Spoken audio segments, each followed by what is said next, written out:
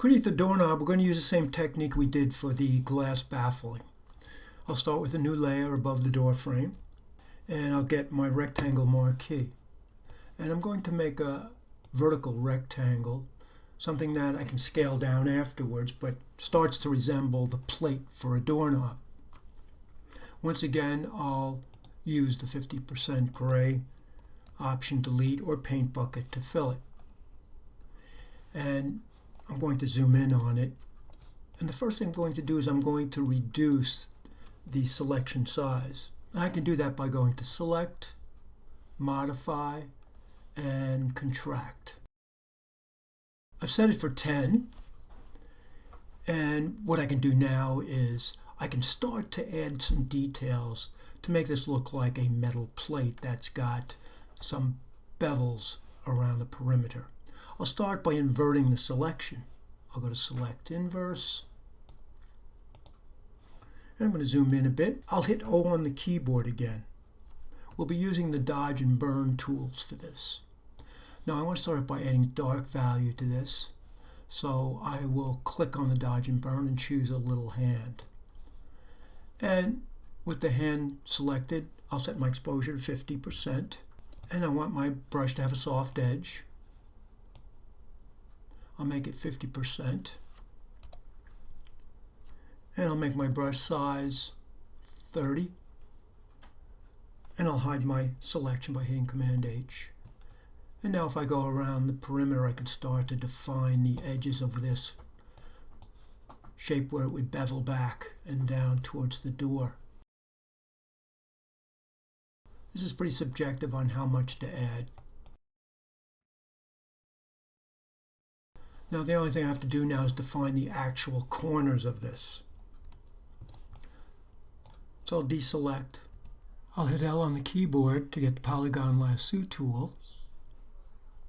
In order to do that, I want to be a little precise about this selection and how much of a range I need to create.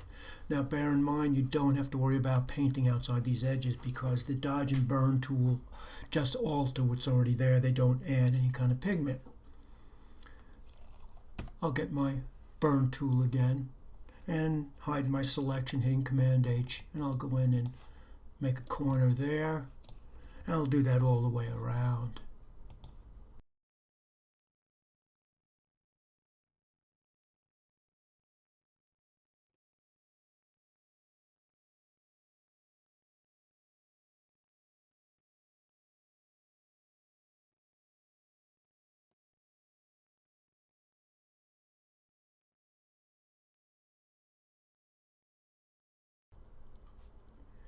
And I should have something like this.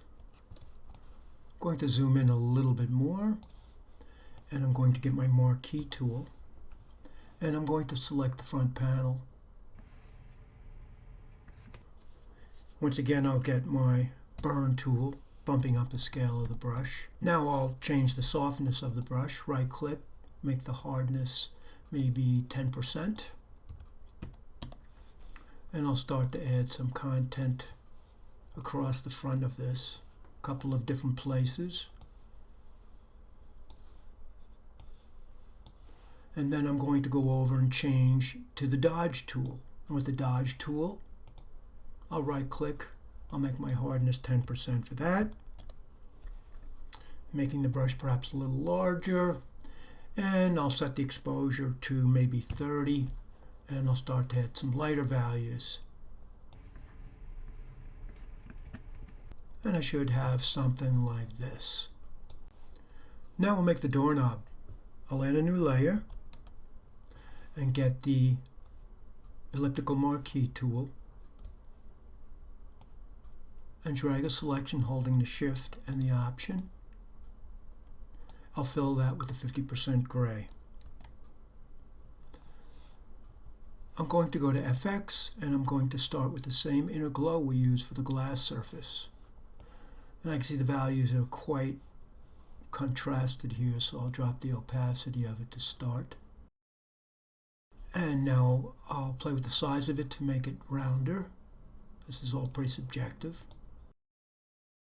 And now I'm going to get my Dodge tool and put some white on this where the light might hit it and to make it look rounder. Clicking on the lollipop shape, which is our dodge tool, I'll go in and start to place a little lighter value, the way a doorknob might pick up light from above. I need to put a drop shadow on this to establish some distance between the doorknob and the actual plate. I'll go to FX and I'll choose drop shadow. And with the drop shadow, I'll change the angle. And I prefer to have the angle at about 130. And then I'll change the distance. The distance will establish the piece that connects the door knob to the little cylinder and then to the plate behind. I'll make the distance about 25. I'm leaving the spread at 0, and then I'll make the size, maybe 15. And I'll drop the opacity to about 80%, click OK. Now the only thing we're missing is the keyhole. Now I want to play with the values of the plate so that they come up and meet the values of the doorknob, so I'll click on the plate below. Once again, I'll go down to black and white cookie, to levels, and in levels I'll lock it down to that layer, and I'll start to play with the values by dragging on the black to the right. I'll make that 45. And I'll make the lighter value at the far right 240. Going to the layer window now, I'll merge that down. Now I've got these both the way I want, so I'm going to shift select them. And I'm going to merge those down as well. And I'll name it doorknob.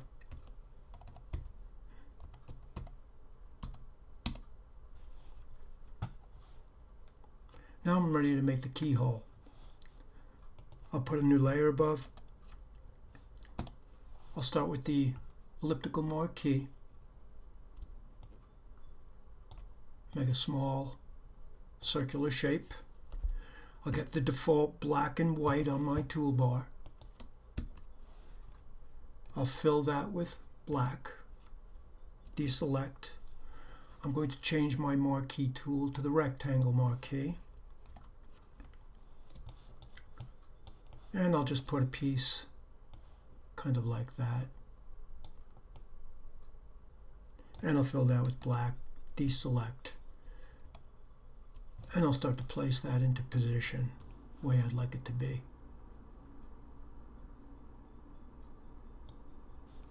And if that's what I want, I can go ahead and I can merge that down as well. Now I'm going to scale it down and put it into position on the door.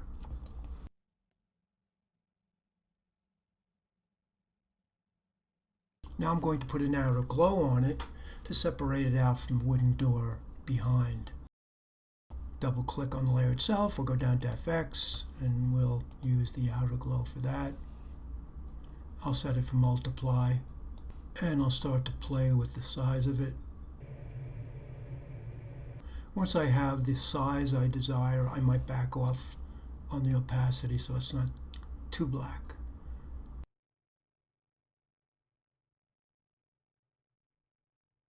And now all I need to do is put the hinges on. And the hinges are comprised of simple cylindrical shapes, not unlike how we created the cylinder for the glass panel in the front. I'll start with a new layer. Rectangle marquee. The size is insignificant at the moment. Filling it with the 50% gray. Now I'll put the inner glow on this and adjust it to give more of a cylindrical shape.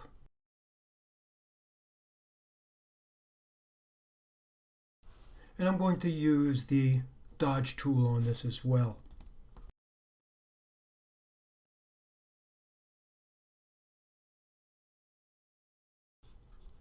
I'll change my exposure maybe to 50 now from 30, and I'll make the brush smaller. Holding the Shift key, I'll drag through.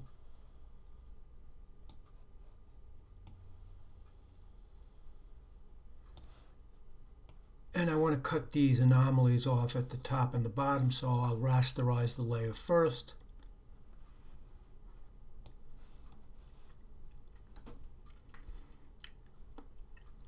Now I'm going to lock the transparency.